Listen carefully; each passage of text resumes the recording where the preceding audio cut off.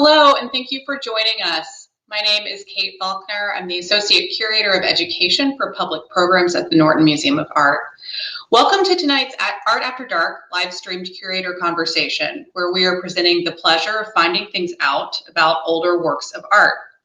Tonight's guest, Robert Evrén, Consulting Curator for European Art at the Norton, will discuss the rewards of researching objects in the permanent collection and some of the discoveries it has yielded along the way. For over a decade, Evrén worked as a private dealer and independent curator and was partner in the Mexican Tapestry Workshop, where he initiated numerous projects with contemporary artists such as Francesco Clemente, Terry Winters, David Sal, and George Condo. He wrote on Cicely Brown for her first exhibition catalog, which was named a Collector's Book of the Year by Art in America in 2000. 5 years ago, Evrén conducted the first complete survey of the Norton Museum's 2,000 plus works on paper. And later, as a consulting curator, he was responsible for the reinstallation of the old masters galleries after completion of the new building by Norman Foster. More recently, he organized the exhibition Small Worlds, 5 centuries of prints and drawings from the collection. As a reminder, throughout tonight's program, you will have the chance to submit your questions through the chat features on YouTube and Facebook. We will dedicate the final few minutes to answering your questions. And now I'd like to welcome Robert Evrén. Thank you, Kate, and welcome. Thank you very much for coming to listen to this talk. Today's topic might simply be called The Pleasures of Discovery, although calling it that would not have allowed me to steal most of my title from physicist Richard Feynman's The Pleasure of Finding Things Out. Wonderful title.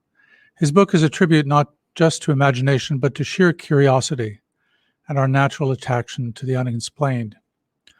Art, of course, proceeds a little differently than physics. In physics, we pray we shall never experience a supernova or high-velocity projectiles, but they are certainly possible to study, at a safe distance, of course. Art, however, requires an observer to experience it, and this experience is conditioned by a vast range of factors. The skill of the artist, our understanding of the subject matter, our sensitivity to the nuances of line, color, and light, the context in which a work is presented, the title of the work, our degree of open-mindedness and our reserves of knowledge, our culture, in short. In the area of old masters, we run up against a persistent problem, often really from people who dislike modern art. In the popular mind, it is often believed that because older works of art typically contain recognizable images, they are somehow closer to our own experience, and we therefore, quote, know what they are about. Nothing could be farther from the truth. In fact, each attempt to see an older work of art often involves an archaeological expedition, and the more distant in time, the deeper we have to dig. To show this, or at least to give some idea of it, I've selected 3 examples of works from the Norton's collection we can look at together. I've deliberately chosen some of the works most distant in time, that is, from the Middle Ages or the Renaissance. In the first, my goal is to illustrate how our initial experience of a work of art might suggest expanding a particular line of inquiry in order to allow us to experience the work more deeply. In the second, I aim to highlight an actual discovery, still in its early stages. We haven't yet completely nailed it down, but we're getting there, that depended on something so seemingly slight as the spectator's point of view. The third concerns another discovery, the first-time attribution of a drawing, or use of a microscope proved crucial. I would also like to apologize in advance if for some of our members portions of this material seem familiar. Indeed, it comes from 2 separate lectures, the first to report on research for a small audience and the second on works on paper for a somewhat larger one. Could we have the first slide?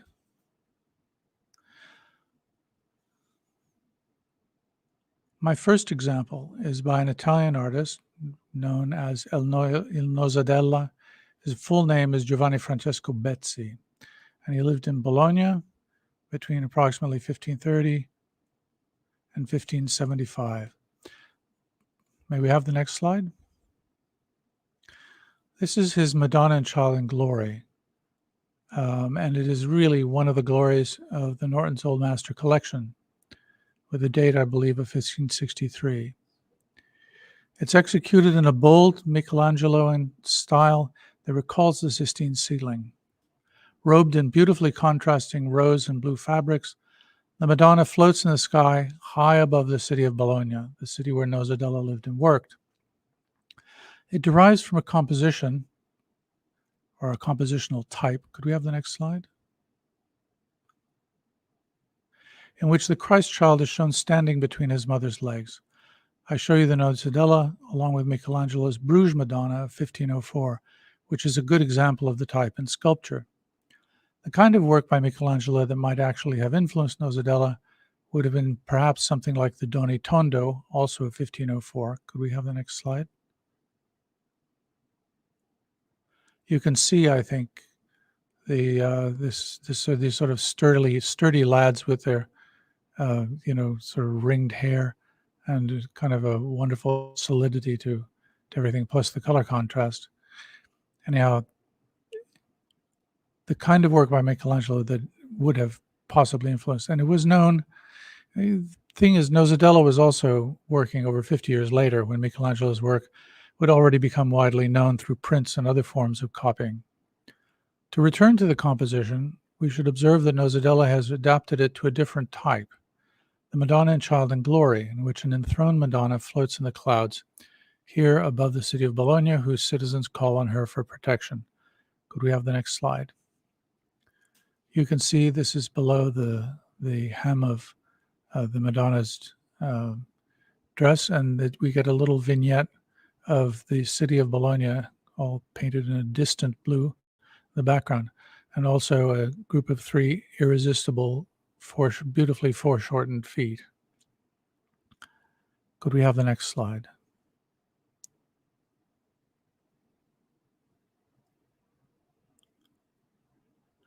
If we turn to available documents, we learn that the original owner of the work in the Norton was one Giovanni Alamandini, perhaps the richest man in Bologna.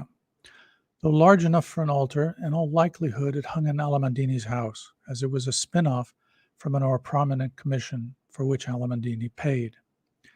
Here I want to turn to a prominent peculiarity of this painting, the odd gesture of the Madonna, who seems to raise her hands and waggle her fingers at someone off stage. Why is she doing this rather than resting them on her knees or holding the child? What kind of a gesture is it? Is it of surprise? This is something truly worth finding out if we want to know what's going on. Fortunately, this is relatively easy. Could we have the next slide? As the more public commissioned work survives, for without it we might be at a loss. As you can see, it shows a couple of putti up offering the Madonna a large pair of pliers, nails, a crown of thorns, the sponge of vinegar, the instruments of Christ's Passion. So her gesture is a reaction that registers her perturbation, an initial refusal to accept the future these imply. Now we can understand not only what is going on, but how the artist has expressed it, as the disturbance of her soul erupts through an otherwise calm and harmonious demeanor into a gesture of warding off, demurral in the bowed head, and ends in her nervous, distraught hands. Meanwhile, the Christ child remains oblivious. If we step back now for a moment, we realize that the emphasis on the Madonna's disturbed emotional state is very much at odds with the calmer, classicizing rhetoric that we would associate, at least with some of Michelangelo and the rest of the High Renaissance in general, which is now many years before Nosadella. Nosadella's work represents a very strong and different undercurrent. What's to explain this? Put simply, the nature of religious experience in Bologna. The work was originally commissioned for the Oratorio dei Battuti. Could we have the next slide, please? Or to translate that literally, the Oratory of the Beaten, an order of Flagellance, some of whose members would be lay citizens of the city, like Alamandini. The Flagellants are Christianity in its most emotional, passionate, and physical form. On particular holidays of the year, and particularly during Lent, when believers sought to atone for their sins, they would sing while beating themselves rhythmically with whips, to drive out sin, of course, but also to experience the suffering of Christ. One must therefore imagine this elegant interior filled with men wearing hooded robes. They wore hoods on their robes to preserve their anonymity. But the robes also exposed their backs. So you would see them with their backs exposed, chanting prayers and rhythmically whipping themselves until they drew blood. To such an order, it was the Passion of Christ that mattered most, that final week following Palm Sunday, where Christ endures all manner of torments before his final crucifixion. Once one casts an eye around, one sees much more evidence of this intense emotional undercurrent in Bologne's religious life. I won't elaborate except to remark that it has a history. For example, in this celebrated group of terracotta sculptures, could we have the next slide, please? By Niccolò dell'Arca from 1463, almost 1 century before the Nosadella. It depicts the Lamentation of Christ. The work is, surprise, in the Church of Santa Maria della Vita, the same one to which the oratorio is attached. It is interesting to compare the hands of the Madonna and the Nosadella with those, may we have the next slide, of Mary of Cleopas, mother of St. James the Greater, the second figure from the right. In her despair and her desire to push back against the horrible reality of Christ's death, Mary of Cleopas seems to be trying with both palms to push even the air out of her way as she flies towards his prone figure. And so we come back to where we started, the hands. We have, and I will explain, 2 possible authors for it, Simon de Cologna and Francisco de Cologna. They were part of a family of sculptors in late medieval Spain. Late medieval Spain lasted well into the early 16th century, unlike in Italy and Germany. Could we have the next slide? For the discussion of the Nosadella, I wanted to show how what seemed like an unusual gesture could serve as a point of entry into a work, and how this can then open out to reveal connections with the society in which it was made. In the next example, we are dealing with the first stages of an actual discovery that occurred when something was simply looked at from a different point of view, sitting on the floor rather than standing. This polychrome statue of St. Stephen entered the collection in 2009 with the description "artist unknown" and a date of the late 16th century. It had no provenance beyond the donor, and during its time at the museum attracted very little attention, although it was displayed from time to time with another work, this Madonna and Child. Could I have the next slide? Also Spanish, this truly late 16th century, and alas, still anonymous. Together they made a useful pair in installations. Could I have the next slide, please? There were small indications that the date of the St. Stephen's, which was late 16th century, was not exactly correct, as the pronounced Gothic sway of the figures still seemed to have one foot in the medieval period, which, as I mentioned, lingered into the 16th century in Spain. But there was little else to suggest a more precise identity for it. The subject of the work is St. Stephen, a first-century deacon in the early Christian church in Jerusalem, who had the distinction of becoming the new religion's first martyr by being stoned to death for heresy. Here he is depicted as if he were a monk with a tonsure, who displays his main attribute, the 3 stones in his robe. Under his right arm he carries a book, which symbolizes the word of Scripture and identifies him as an evangelical, and in his left hand a palm frond, attribute of martyrs. The work is much overpainted, and the stones, once silver, have tarnished heavily. Nonetheless, the work appears to be in a fairly good state of preservation. Our study of works like these has been terribly hampered by the lack of attention given to Renaissance wood sculpture in general. It results from a significant distortion. To give an idea of its magnitude, let me note that wood was the typical medium for sculpture in the Renaissance. Not marble, not bronze. 2 highly expensive materials used primarily in the most artistically advanced cities in Italy, and to a lesser degree elsewhere. If you were a sculptor in Spain and Portugal, the Netherlands, or Germany, you were 95% sure to be a wood carver. Even if you were Italian, you were more likely to be a wood carver, especially in North Italy, where the tradition of wooden sculpture was pervasive and lively. According to contemporary sources, even the giants of bronze and marble, Donatello, could we have the next slide? I show you here a very early wooden puto he carved. And Michelangelo, could I have the next slide, please? This is the earliest work attributed to Michelangelo, and it's a wooden crucifix. So the giants started also in wood. Study of the work, next slide, please, has also not been helped by the fact that the work was typically displayed close to the viewer's eye level. At this height, in fact, the features appear a bit doll-like and soft, giving a sense of blandness reinforced by the washed-out colors of the garments and loss of gilding. It was also not until the work was installed in the gallery that I had a chance to study it closely, including, crucially, from the floor looking upwards. Could we have the next slide? What a difference a point of view makes. All of a sudden, this toy-like figure seems to take on purpose and resolve. His face and posture are brought into focus as he turns slightly and looks out over the heads of the viewer. The oval of the hair encircles the face in a way that now makes graphic sense and gives force to the line of the nose and other features. What seemed like a wistful, somewhat effeminate monk now looks like a believable representation of the first Christian martyr. At this point, it was possible to entertain a faint suspicion that this anonymous work might be worth investigating. Time to consult the experts. It was with my very first letter that I struck pay dirt.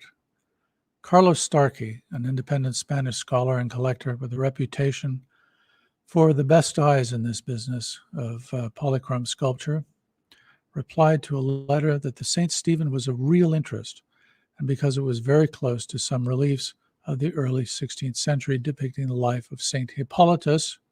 Could I have the next slide, please? In the church of San Ipolito Real in Tamara de Campos, a small village less than half a mile across and a third of the way between Burgos and León, a bit off the pilgrim trail to Compostela. Here's a map. Could I have the next slide, please? Where it's right next to where you see Palencia. Castile is a very large province, and this is, in a sense, almost out in the middle of nowhere. Could I have the next slide, please?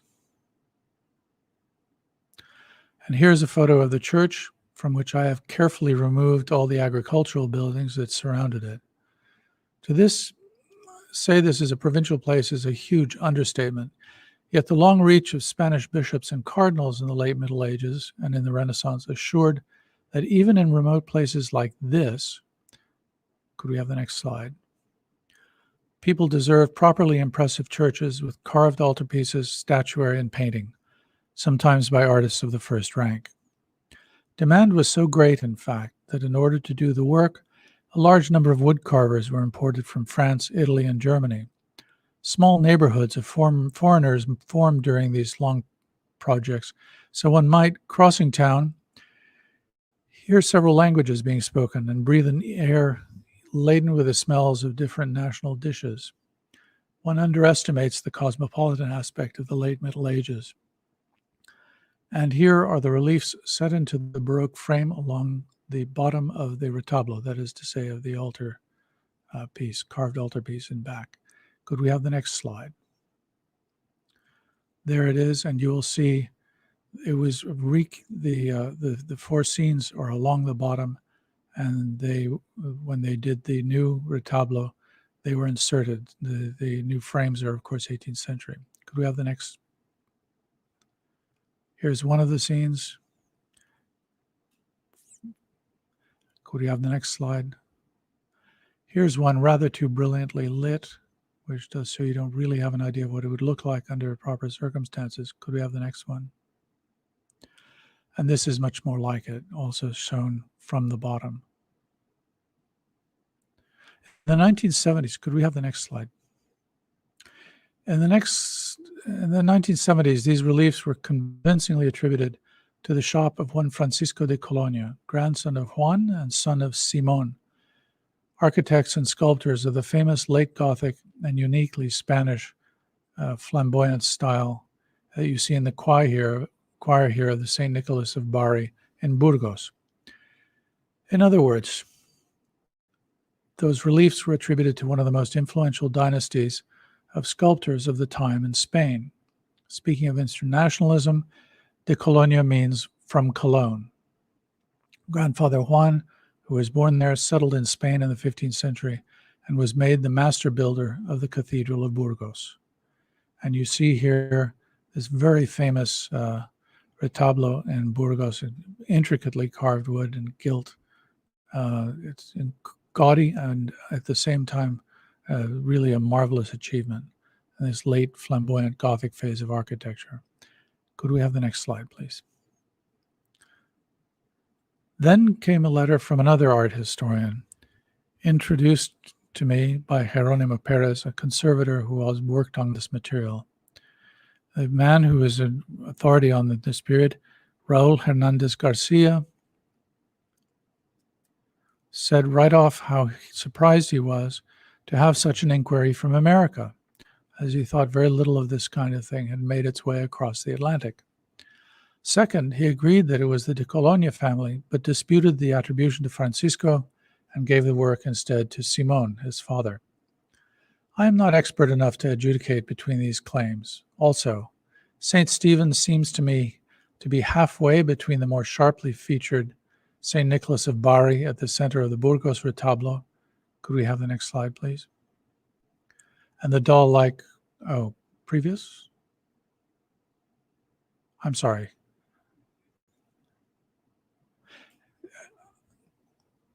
Given the strong continuity provided by overlapping careers in workshops like that of the de Colonias, it can be very difficult in the absence of documents to separate out who did what, and they often work together. Whether or not is one or the other is not known yet and will require considerable further study. For the moment, I am content to have a wall label with both names.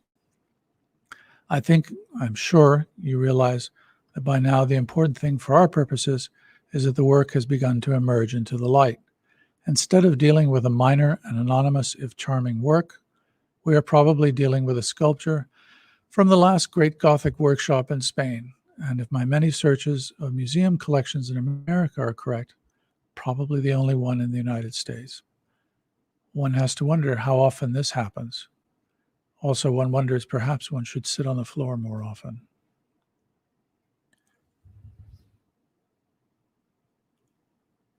Now I will come to our third example.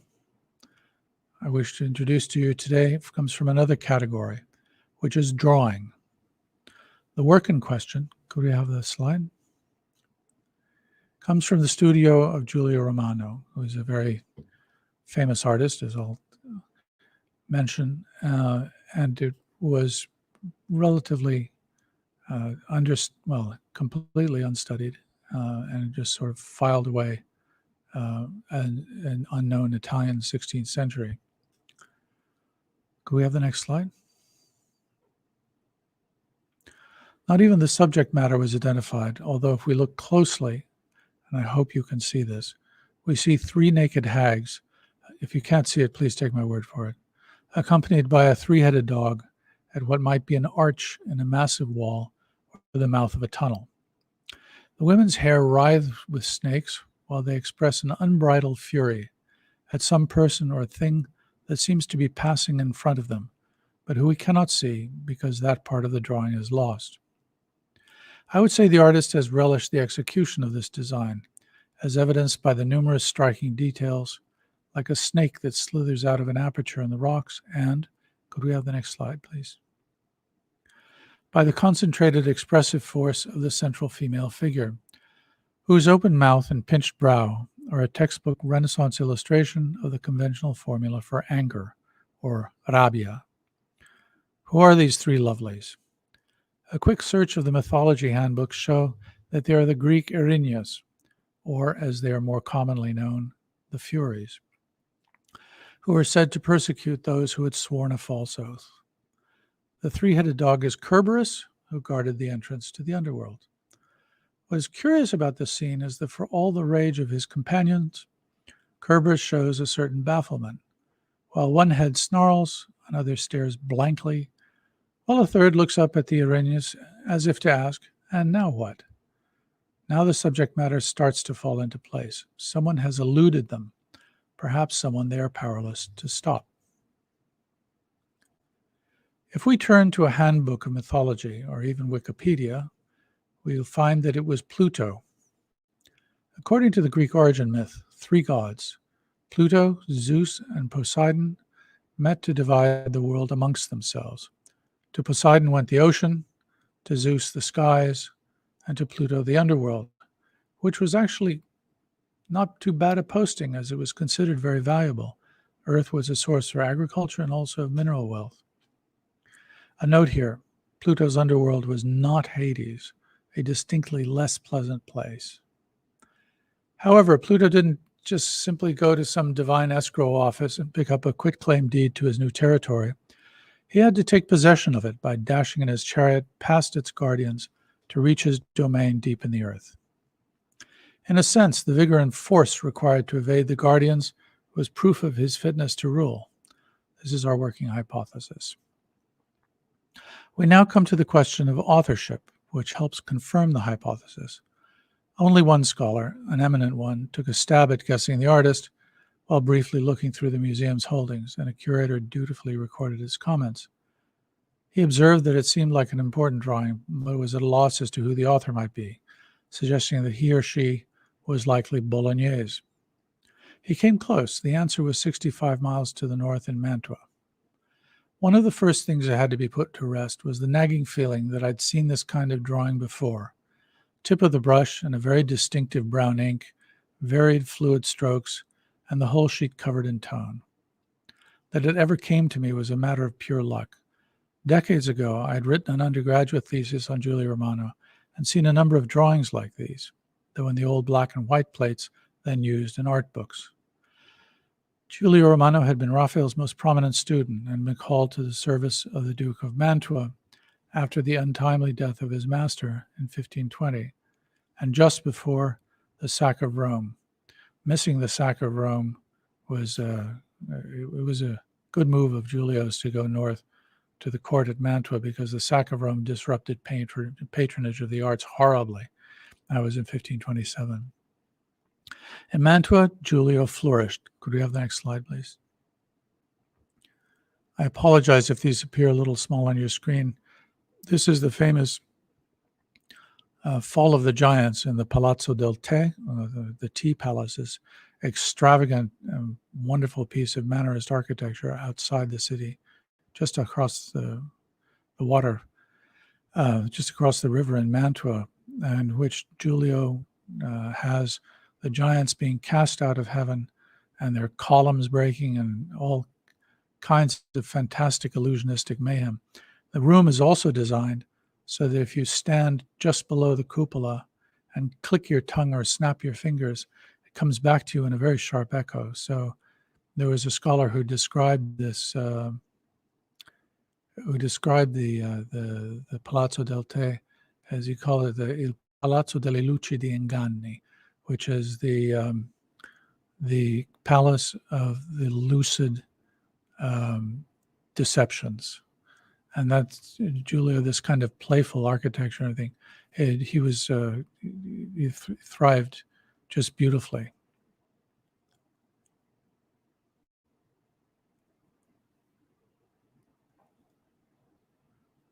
He was the only artist, for example, also, this is interesting, to be mentioned by Shakespeare. I knew from previous study that the printmaker Giulio Bonusone had visited Mantua for a few weeks, where he translated some of Giulio's drawn design into prints. And one of these, next slide please, was a Festival of Flora. This is actually from the Norton collection, but the one that matters for us is this one. Could I have the next slide please? Where a fragment is transcribed almost exactly on the left-hand side. Next slide, please. I should mention that Bonusone was not above the odd embellishment or whimsy, as can be seen in the substitution of a comb for a snake in the topmost Irenaeus. The comb has suitably wide-spaced teeth should the lady in question wish to comb her snakes. When I was finally able to get a copy of the standard monograph on Giulio, it was easy to find listed among the missing paintings, 1, Pluto entering the underworld. The monograph also introduced me to another fragment, a painting in the Kunsthistorisches Museum in Vienna that shows what the central section of the painting must have been like. Next slide, please. So here he is dashing off to the underworld, take possession of his new domain. And this panel is a fragmentary one. It's probably cut down because of damage on either sides. It's not by the hand of Giulio, but is thought to be a copy. Nonetheless, it shows us also what the center of the composition looked like. So now we have the subject and the studio where it originated. But is it by the hand of Giulio or by some talented assistant? What more can be found out? Could we go next slide, please? The eminent scholar I alluded to earlier noticed a series of small pinholes that follow the main contours of the drawing and concluded from these that the design had been pricked in preparation for transfer to canvas. The process of doing this is called pricking and pouncing. The pricking is obvious. You outline the outlines by putting little pinpricks through all of them. And the pouncing refers to the beating of the drawing or pouncing it with a bag of powdered charcoal or chalk, which when you put the drawing up against the wall and it's been pierced with the holes and you pound it with the pounce, the design will transfer to the wall or to the canvas. But there was an oddity. Pouncing nearly always ruins the model drawing. So either it was not a study for the painting, which seemed unlikely, because we know the painting was executed, or it was pricked for some other reason. I got my answer from a conservator, Amparo Escolano, who studied the drawing under a microscope. She discovered that ink had been forced down inside the pricked holes, suggesting that the holes were not made after the drawing was finished, but in fact before it was started. Furthermore, she discovered that the brushstrokes seen under the microscope, brushstrokes seen under the microscope showed them following the holes. In other words, the strokes were trying to follow the holes and sometimes missed them with often halting strokes. If he was anything, Giulio was a fluent draftsman, and these tentative strokes were not what one would have expected from him. At this point, another piece of the puzzle clicked into place. It has been recorded that Leonardo and other northern Italian artists had experimented with a method of copying modelli by placing a sheet of paper, probably dampened so as to remain flat, under the model and pricking its outlines. This would explain why traces of ink had been pushed through to the sheet below. Ours would have been the sheet below. The artist, or more likely one of his assistants, would then place the model off to one side and copy it freehand using the holes as a guide. It is known that Giulio had a number of assistants well versed in his style, particularly Luca Penni, so there would have been no obstacle to this procedure. The talent was there. Thus, the artist was free to let the model meet its customary demise while he would retain a copy, a record of the design.